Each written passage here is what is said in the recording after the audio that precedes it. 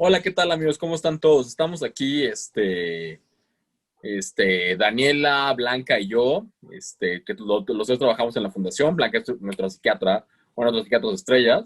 Dani es nuestro psicólogo estrellas y yo, pues bueno, el director que ahora me tocó estar aquí con ustedes. Hoy vamos a hablar de trastorno por estrés postraumático. Y vamos a estar acompañándolos un ratito para decirles qué es, cómo se detecta, las causas, el origen, hasta un poquito de historia que nos va a platicar Blanquita de cómo pasó todo esto y el tratamiento y lo que va a pasar después de la pandemia. ¿Qué les parece? ¿Nos acompañan? Vale. Ahora sí, a ver, vamos a platicar. Cuéntenos de qué es el trastorno por estrés postraumático. Hay que platicarles a nuestros amigos de internet. ¿Quién empieza? ¿Blanquita? ¿Dani? Dani, empieza.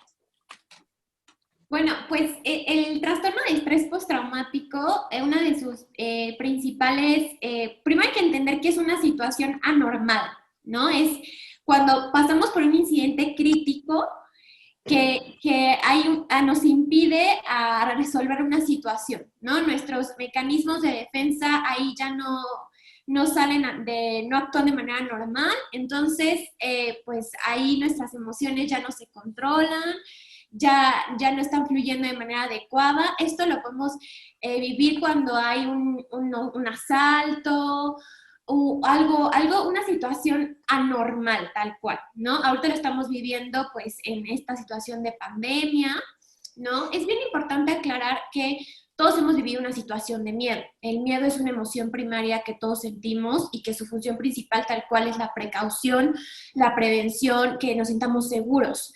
Pero esto ya rebasa al pánico, a la angustia, a la ansiedad, y eso ya no son emociones primarias. Ya son síntomas que tenemos que tener mucha precaución porque entonces ya rebasan esto que lo llamamos estrés postraumático, después de un trauma, de un evento que nos genera pues justo mucha ansiedad, mucha angustia, un evento traumático, una emoción, puede ser un duelo, ¿no? De una muerte de un ser querido, una pérdida de un trabajo, ¿no? Una situación que nos choqueó, que no teníamos idea de que iba a pasar esa situación y de repente esa noticia nos cayó como balde de agua fría, como diríamos Sí. coloquialmente. Y puede ser desde el asalto, ¿eh?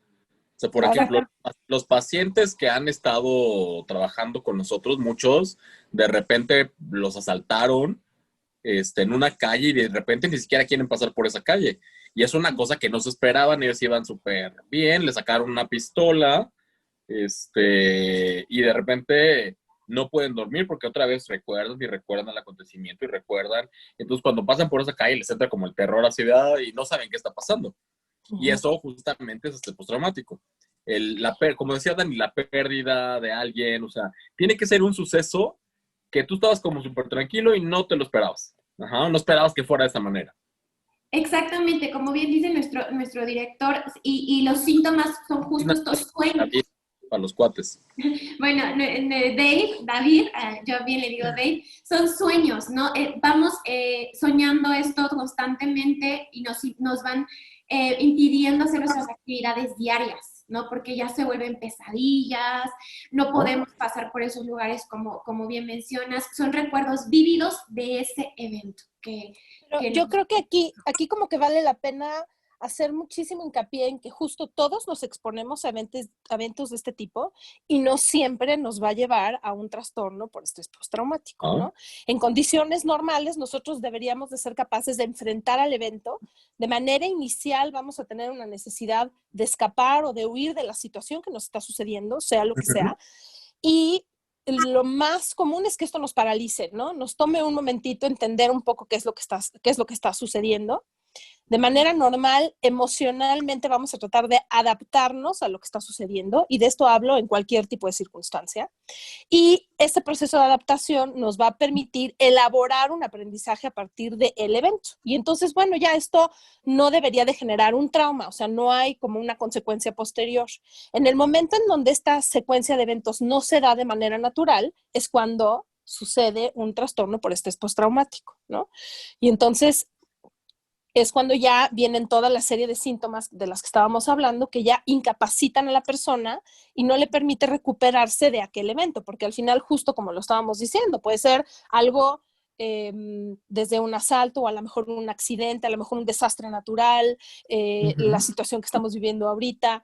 Y para unas personas puede ser un poco más fácil elaborar este proceso y para otros no. Entonces es súper importante entender que si esto sucede, estas como señales de alerta en donde se está repitiendo, en donde te incapacita, en donde ya no puedes cruzar por esa calle, pero además empiezas a desarrollar como estrategias muy elaboradas para no tener que enfrentarlo, entonces hay que buscar ayuda, ¿no? Justamente, Blanquita dijo una cosa impresionante, o sea, que es súper atinada. Es incapacitante. Ya no puedes hacer las cosas, ya no puedes dormir, ya no puedes pasar por ese camino, ya no te puedes subir a un taxi porque te asaltaron y entonces sientes que todos los taxis te asaltan, entonces entras en un pánico, te tiras al suelo, o sea, es una cosa incapacitante. Desde el sueño, desde que ya no puedes dormir porque sientes que va a pasar algo por el temblor. Cuando atendimos a mucha gente del temblor en la fundación hace 3 años, justo hace 3 años. Hace 3 años justo atendimos a mucha gente porque de repente no podía dormir porque el carrito de los tamales sonaba como la alerta sísmica o el refrigerador o cualquier cosa y entonces se despertaban así o dormidos la escuchaban, pero era un sueño que tenían o una fantasía que tenían de que estaba sonando alerta sísmica. Eso es lo que es incapacitante, es lo que es el estrés postraumático. Y creo que como bien menciona Blanca y Dave, si no pedimos ayuda a tiempo nos va incapacitando en otras áreas de nuestra vida, ¿no? Ya no voy a trabajar, tengo problemas con la familia, con la pareja, me voy aislando, tengo ansiedad, puedo caer en una depresión. Entonces es aceptar que viví un evento traumático, una situación en crisis o de crisis y pedir la ayuda necesaria. Ahora, es bien importante que esa ayuda sea lo que se sugiere intermitente, ¿no? O sea, viví el evento, por decir, hoy, y entonces martes pido la ayuda, ¿no? Bien, bien continua, para que no vaya generando más síntomas que me vayan incapacitando y afectando otras áreas de mi vida y sea un poquito más complicado esa ayuda, ¿no? Y esa historia que viví en ese evento. Creo que va a ser bien importante aceptar que necesito ayuda, que de repente nos cuesta trabajo decir, bueno, necesito que me escuchen, necesito alguien que me pueda apoyar, pero creo que va a ser bien importante hacerlo en ese momento. O después de, pero va a ser como un foco rojo bien importante de visualizar. Aquí es importante aclarar que para muchas personas será inmediato el buscar ayuda, el tener los síntomas, pero a otros podrá ser un proceso un poco más tardado, ¿no? Entonces, no importa el momento en que aparezca, en cuanto perciban que esto ya les incapacita, no les permite funcionar como lo estaban haciendo previamente, pues que sí busquen ayuda. Sí, básicamente. Sí, y la gente ya lo identifica, la gente ya dice, algo me está pasando, algo no está bien, pero es importante que sepa cuáles son los síntomas para que pida ayuda, porque no sabe qué está pasando y no sabe si la va a quitar o no va a empeorar. Porque ve secuestradores o asaltantes o el accidente o el temblor en todos lados. O ahorita, todo mundo, o sea, esta situación de tener precaución al momento de salir a la calle, utilizar un cubrebocas, quizás una careta, llevarlo al extremo y asumir que todo está contagiado, que no puedo salir, o sea, que me incapacite y que no pueda yo desempeñar mis labores ni siquiera en casa, porque todo el tiempo estoy preocupado por la idea de un contagio, ¿no? O sea, es algo que ahorita se hace sumamente vigente por la situación que estamos viviendo todos y además está esa línea, ¿no? Delgadita entre tener la precaución, pero que ya nos incapacite. Sí, un poquito esta diferencia entre un miedo a un pánico, a una paranoia, que ya se vuelve, como bien mencionamos, una conducta evitativa, ¿no? Se incapacita. Sí. Entonces, un poquito...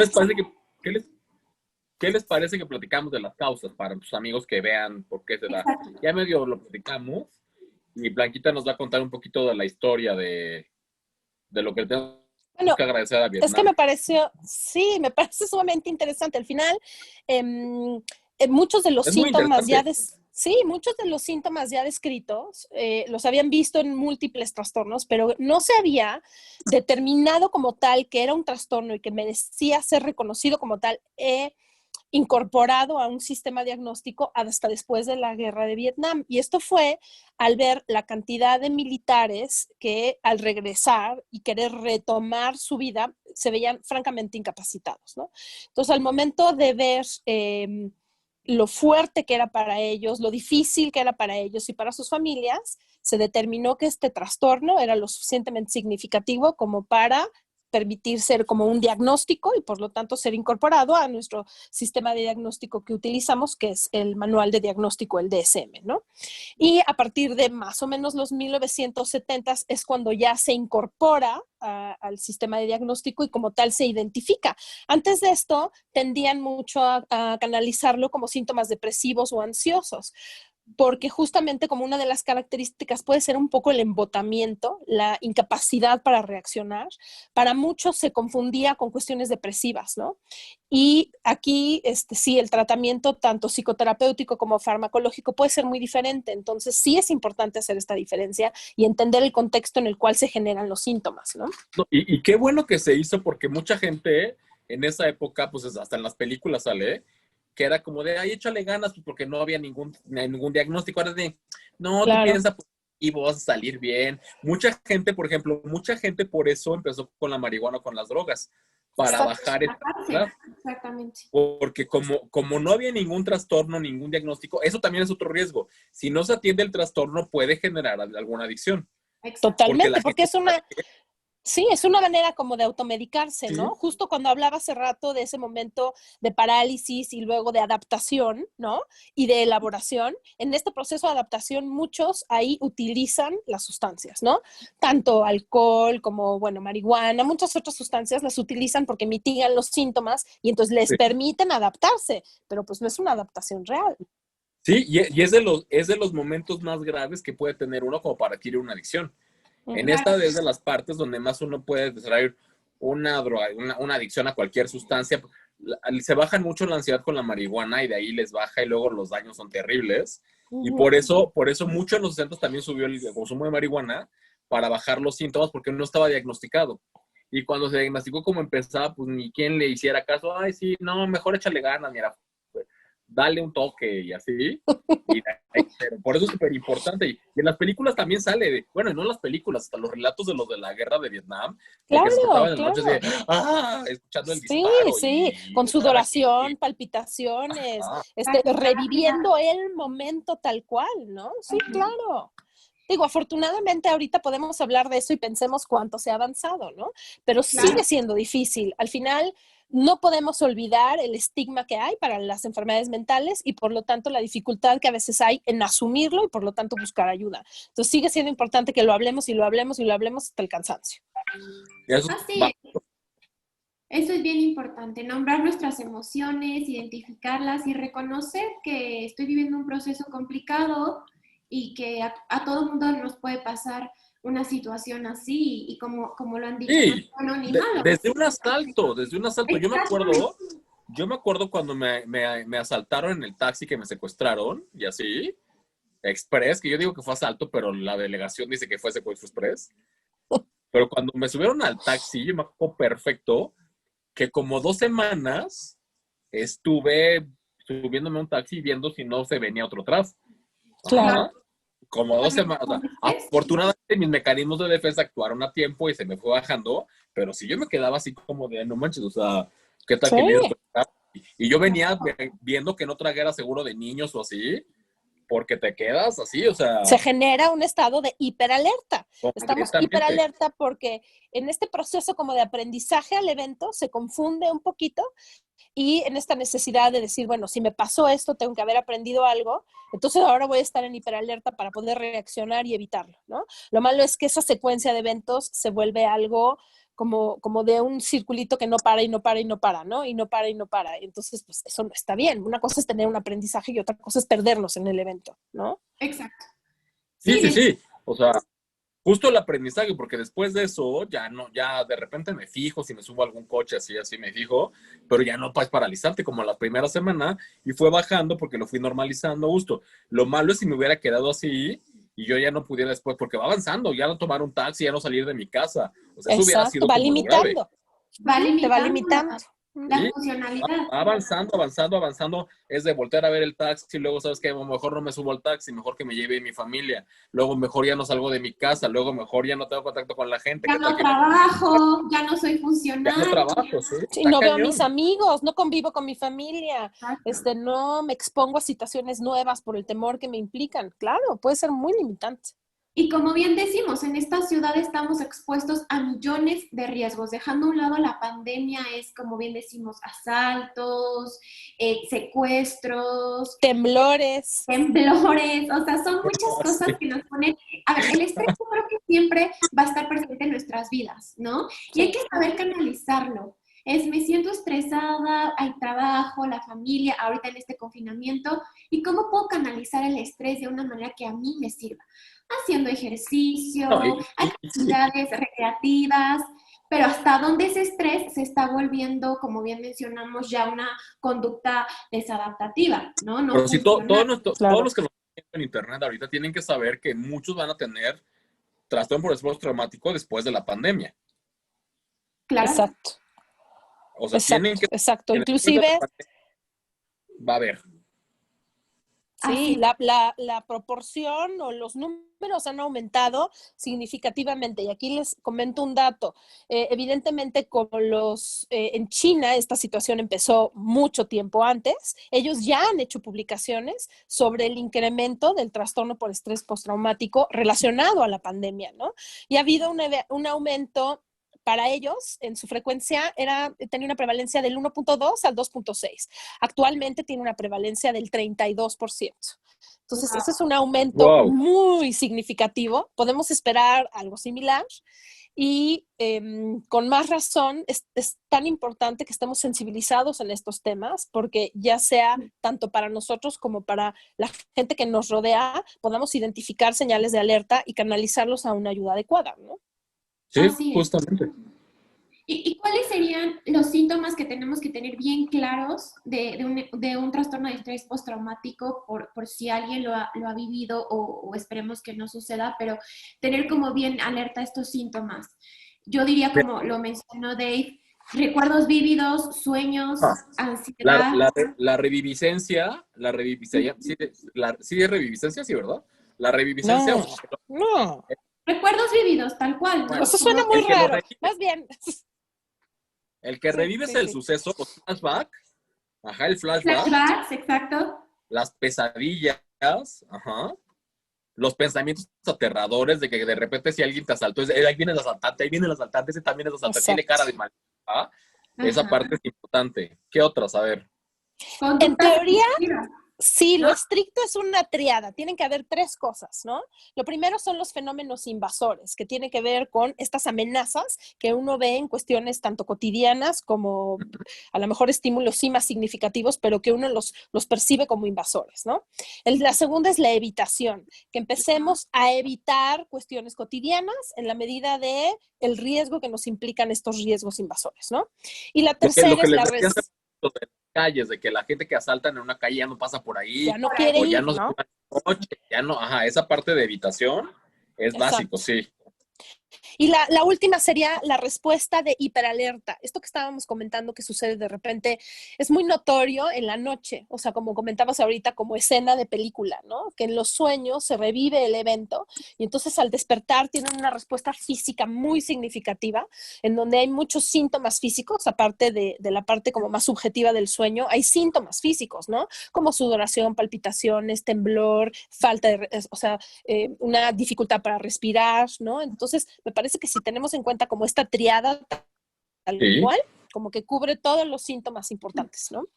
sí, cada una de esas triadas tiene como sintomitas, como por ejemplo no Ajá, poder dormir, ataques de ira, o sea, la triada de esos elementos y cada una va teniendo como exactamente. el evitar pensamientos, que es, no quiero pensar en eso y que trates de hacerlo todo para evitarlo. Uh Ujú. -huh. También Ujú. aquí hay síntomas cognitivos que son muy importantes. O sea, por ejemplo, yo me acuerdo cuando existía todavía Mexicana de Aviación, que Ujú. fuimos a atender a un avionazo que se estrelló, bueno, no se estrelló, super padre, ¿cómo se llama? El piloto, porque aterrizó de panza y no hubo ni una torcedura de cuello de todos los pasajeros ni en la tripulación. Y el chavito tenía Wow. 19 años. Entonces, ay, ojalá nos esté viendo, que nos salude porque es súper bien, ¿eh? O sea, ojalá nos esté Lo viendo hizo bien. porque se lo iban a meter a la cárcel y entonces fuimos a los del equipo de psicólogos ahí y entonces lo iban a meter a la cárcel porque justamente uno de los síntomas cognitivos que pasa de esto es que te cuesta trabajo recordar. Ajá. Claro, Y él claro. decía, a él lo llevan, el protocolo es, se estrella el avión de panzazo, él todavía de que salvó a todos y no hubo ni una torcedura de cuello y así, se lo lleva los del ejército a interrogar lo que pasó. Y entonces el pobre piloto chavito, 19 años en ese momento, Híjole. no se acordaba de nada, él se acordaba de cuando bajaba la resbaladilla ese que se infla, y Sí, sí, entonces sí. decían, no, como no se acuerda, está haciendo como cosas feas. No, no, no, sí se acuerda. Entonces ya lo iban a meter a la cárcel. Ya había el presidente que era Calderón en ese momento, ya había firmado para que se lo llevaran a la cárcel, a la prisión militar, porque era de aviación y así. Y tómala, que le metemos el informe de, no, no, no, esto es estrés postraumático. Métalo en un hotel, consiéntanlo y se va a acordar poquito a poco. Claro. Ajá, pero hay síntomas cognitivos que la gente no sabe, o sea, acordarse del Claro, suceso. Hay mucha gente que bajó de su casa y no se acuerda cómo bajó. Es claro. que yo nada más me acuerdo cuando ya estaba abajo. Ajá. No acordarse de eso. A veces ¿Qué otra simplemente cosa? estar muy irritable, muy Ay, ansioso. justo eso. O sea, de base que aumente la Sí. ansiedad y estar mucho más irritable, ¿no? Y menos tolerante. Ajá. Sí. Y de nuevo, ¿Sabes qué es? Sentirse culpable. Ay, es que si culpa. yo no me hubiera subido ese taxi, yo no hubiera agarrado, ay, no fue mi culo, porque ¿por qué no me subí ese taxi? O ¿por qué no preví esto? O ¿por qué compré este Ujú. departamento que se cayó? Y no tienen la culpa, o sea, esos sentimientos de culpa y remordimiento, eso también está súper feo. Ujú. Y Sí, Dani, porque tú ibas a decir algo también. sí, que como bien mencionas con este ejemplo de Mexicana, Dave, todo esto que decíamos del DSM-5, que se pudo poner este trastorno, que se pudo diagnosticar, hace que todas estas personas que vivieron estos traumas, pues se puedan dar esta intervención, ¿no? Si a este piloto lo hubieran metido a la cárcel, bueno, qué injusticia, ¿no? Claro, no, no, De no, no, nuevo, no, qué no. bueno Pero, que... pero justo porque la gente es- no sabe de eso, o sea, como la gente no sabe, dicen, ah, no, es que y más los militares, o sea, que de repente son como tan de la hora y de que me tiene rígidos. que decir todo y Claro. así, Ujú. Sí, no entonces, saben esos síntomas. Entonces ahí lo sacamos de la cárcel y súper padre, ¿eh? Ojalá nos esté viendo y que se acuerde que lo sacamos así de... sin depre, pues si fueras Sí, bueno, sí, sin siempre fue, depre. sí. Sí, sí, sí, sí. Entonces, todos estos síntomas hay que tenerlos claros, ¿no? Justo también por el conocimiento general, cultura general. Y un poquito hablar del tratamiento, ¿no? Ya decíamos, psicoterapia, intervención en crisis, que es lo ideal, y también medicamentos en algunos casos, ¿cierto, Sí, Blanquita? cuando se llega a requerir, evidentemente los medicamentos entran en acción, ¿no? Es súper importante aquí, y a lo mejor lo hago más como una cuestión de mensaje a compañeros médicos de otras especialidades, que existe mucho la tendencia a querer utilizar benzodiazepinas, ¿no? Que son ansiolíticos. Sin embargo, están contraindicados en este evento y tal cual están contraindicados en el manejo de la ansiedad relacionada a este tipo de eventos, porque nulifican mucho el proceso de memoria, para que se fije un proceso de memoria relacionado al evento. Y aunque sea muy desagradable este evento, al final lo hablábamos antes, es necesario que el evento genere un aprendizaje, o sea, tiene que haber una memoria y tiene que haber un aprendizaje, ¿sí? Si nosotros de manera inmediata empezamos a manejar este tipo de medicamentos, incapacita mucho el que estos procesos o este evento genere una memoria y por lo tanto genere un aprendizaje.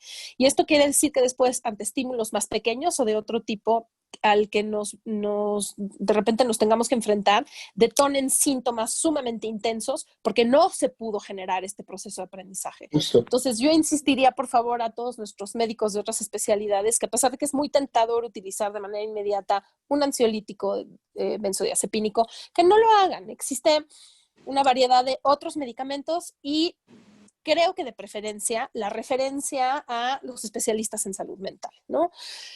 Somos las personas más capacitadas para poderlos atender. Como filtro pueden empezar con un abordaje psicoterapéutico y si el psicólogo, si el psicoterapeuta considera necesario ya el apoyo del psiquiatra con el medicamento, bueno, pues ya los refiere con nosotros y damos el abordaje necesario, ¿no? Pero existen muchas opciones que van a ayudar a que este evento sea mucho menos traumático, menos sintomático y por lo tanto sea un proceso como mucho más fácil, ¿no? Sí, y aparte saben que a los pacientes que lo están escuchando, que a lo mejor pueden tener esto, el manejo es súper fácil y súper bonito. O sea, en su momento no lo disfrutan, porque por ejemplo, cuando, cuando de repente voy a poner un ejemplo muy específico, porque el del asalto y que no caminan por esa calle, ¿no? Que llegaban a su casa. Y cuando les digo, tienen que caminar por esa calle, no quiero caminar, doctor, por ahí, no quiero. No, a ver, tienen que caminar por esa calle, va a ver que no está el asaltante ahí esperándola, no es que ahí trabaje el asaltante en la media esquina. Y cuando empiezan ahí y generan la memoria y el aprendizaje y empiezan a decir, mira, lo voy superando, va siendo súper padre. Tiene el tratamiento de un estrés postraumático es muy bonito tanto para el paciente como el terapeuta, porque vamos como rapidito y fluidito. Sí, y de la mano en un proceso, ¿no? Que Súper además, bonito, sí. contrario a lo que de repente vivimos con otras enfermedades psiquiátricas, tiene como un claro principio y un claro fin. O sea, cuando Completo. está bien tratado, tiene un claro principio y un claro fin. Y eso es muy Sí. satisfactorio para los pacientes y para nosotros, ¿no? Sí, yo me acuerdo en el temblor, o sea, que hasta decía, todos iban así de, no, es que no puedo, y yo, y lo superamos rápido. Es rapidito, o sea, nos damos súper rapidito y súper fácil. Es de los tratamientos más bonitos que yo veo, el de trastorno por estrés postraumático, que llegan súper mal y que se van súper bien y rápido. A mí me gusta mucho, a mí la gente que cuando de repente llega súper traumada, así de, no, es que no me voy a quitar, porque aparte piensan que jamás se les va a quitar y que jamás van a tener la Claro. oportunidad otra vez, y cuando van diciendo, ay, sí puedo. O sea, otra vez, yo tenía de todos los pacientes que tuvimos en el terremoto, yo tenía una niña que también a lo mejor no está viendo, voy a guardarle el anonimato terapéutico, pero que ella vio como una señora, ¡pum!, se cayó. O sea, se aventó del edificio, así de, ¡fu! Y entonces la niña no podía dormir.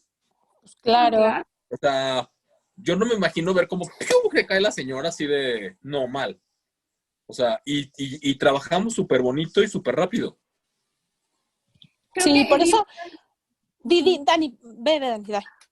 lo que mencionan de tener objetivos bien específicos, ¿no? Que sería como justo enfrentar el pasado, la crisis, lo que viví, situarme en mi presente. Tal cual voy a enfrentar esto que sucedió, no va, como bien dice Dave, el asaltante no me va a estar esperando ahí, Esperando. y hacer esta catarsis emocional.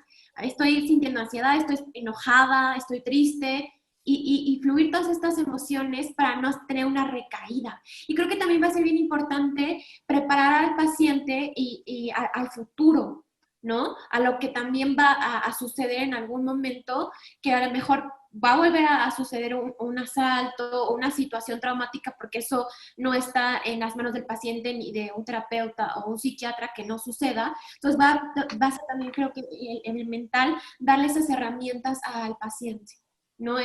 Totalmente de acuerdo. Prepararlos al futuro. Entonces, tener objetivos claros, bien específicos, y terapia breve, como bien mencionan, y va a ser los objetivos muy específicos, muy claros, y pues son situaciones que vamos a vivir todos, ¿no? Y estar preparados a esa evolución, ¿no? De ver que a la larga ya puedo pasar por esa calle, ya puedo cruzar cierta avenida que me daba mucho miedo, no podía, o simplemente salir de mi casa, ¿no? Creo que eso da mucha satisfacción.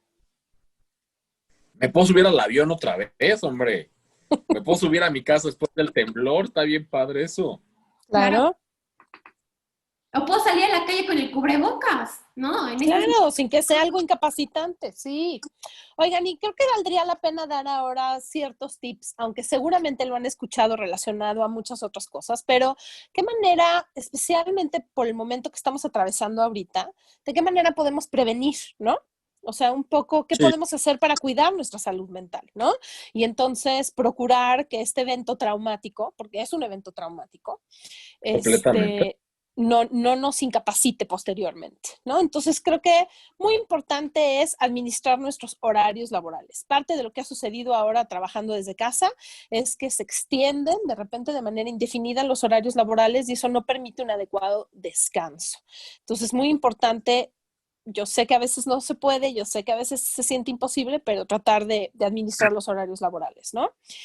Cubrir las necesidades básicas personales, ¿no? Lo más importante para nosotros, para nuestra familia, tenerlo lo más cubierto que se puede. Entendemos que a veces eso se complica, pero tratar de hacerlo de la mejor manera.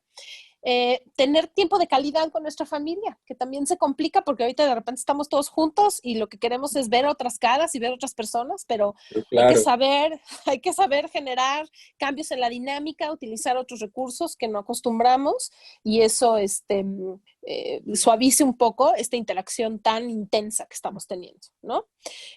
Y fuera del horario como laboral o del horario en el día, intentar no saturarnos con las noticias, porque es bueno estar informado, pero también puede haber un exceso y eso va a favorecer mucho todo lo que estábamos hablando, ¿no?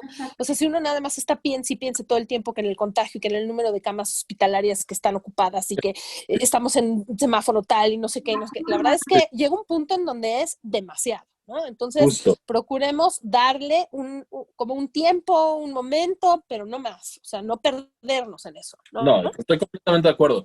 También, dentro de los horarios, también hay que dormir suficiente, porque Claro. Si no, eso irrita mucho nuestro cerebro, el no dormir suficiente, y lo irrita Exacto. mucho. Y Comer eso, bien. comer Comer súper bien, descansar. No Hacer comer en la ejercicio. computadora.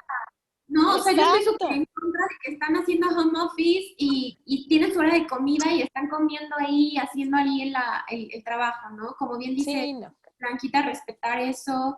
Actividades recreativas, se puede, ¿no? Sí, a ver. Y ¿saben? Una cosa que como que hablábamos del aprendizaje y así, Blanquita tiene razón, no vean tanta noticia así, pero sí infórmense de las maneras en que se contagia esto, porque luego andan pensando, claro. o sea, infórmense bien, o sea, no, ver noticias no es informarse, o sea, si ustedes se informan bien de cómo se va a contagiar esta cosa, no van a sentir que lo traen pegado en todos lados en el pelo, o sea, o sea, hay de mis pacientes que tienen estrés traumático ahorita por eso, lo primero que le dejé de tarea, lo primerito que o sea, no me lamentó porque de verdad no me tenía la confianza, pero el primero que le dije es vete a investigar cómo se contagia y cómo otras cosas. Ándale. Siempre me utilizas el doctor Google para muchas cosas, vete a investigar cómo se contagia y tal. Y cuando vio que era que sí contagioso, pero que es de la cercanía, sí, dijo, entonces no se me pasa por las manos y no, es vía respiratoria completamente. O sea, sí, el problema con las la gente manos es que te toques, ¿no? Que te toques los ojos justo, o que ese te es el toques. problema. Entonces, entre más informado estés, menos te da pánico. También es una cosa súper importante. Y pero está súper perfecta tu separación. Una cosa es inundarse de noticias y otra cosa es informarse. Completamente. Entonces, pues sí, hay que escoger bien, ¿no? Así es. También creo que es importante las redes sociales, ¿no? Bajar como esa interacción con redes sociales, ¿no? Porque también eso nos limita mucho nuestro tiempo con familia, con amigos. Y no anden, y no anden tomando dióxido de cloro ni esas cosas ahí todas feas de las paranoias y todas esas cosas no anden tomando esas cosas. Infórmense bien. Hay que informarse. Justo. Sí, para que no estén ahí metiendo dióxido de cloro y no sé qué tanta cosa que se andan metiendo, que se van a morir más por eso que por el coronavirus. No, por favor no. Pero bueno, yo creo que nuestros amigos están cubiertos con lo que les dimos ahorita.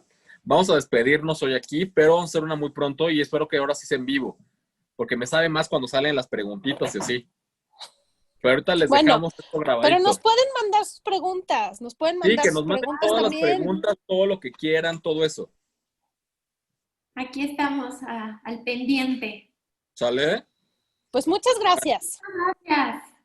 Muchas gracias. La Fundación Micacho Sin Depre siempre presente para ustedes aquí. Cuídense mucho todos. Cuídense mucho, lávense las manos. Bye, bye. Bye. Bye.